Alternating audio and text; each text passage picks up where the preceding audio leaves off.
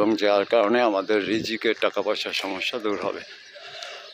সেটা হচ্ছে 1 নম্বর বলছে যে ফজরের নামাজ পড়ে তার রিজিকে বরকত হয়, কারণ ফজরের সময় রিজিক বন্টন করা হয়, যার যার নামে সে কী খাবে ওটা লেখা পাঠানো হয়।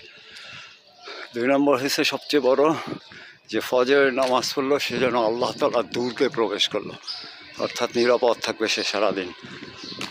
আর আল্লাহ তাআলার দুর্গ মানে হচ্ছে আসমান জমিনের বাদশার দুর্গ, সে নিরাপত্তা। 3 নম্বর হয়েছে যে ফজরের নামাজ পড়ে তার হাতে ইমানের ঝান্ডা থাকে, ফেরেশতা তার সব কাজে সাহায্য করে।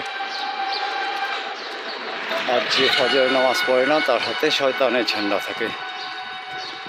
নবীজি আরেক হাদিসে বলেন, যাকে ফজরের নামাজ এবং যারা ফজরের এবং ঈশার নামাজে বেশি বেশি মসজিদে যায় তাদেরকে কিয়ামতের দিন পূর্ণ নূরের সুসংবাদ দান করুন।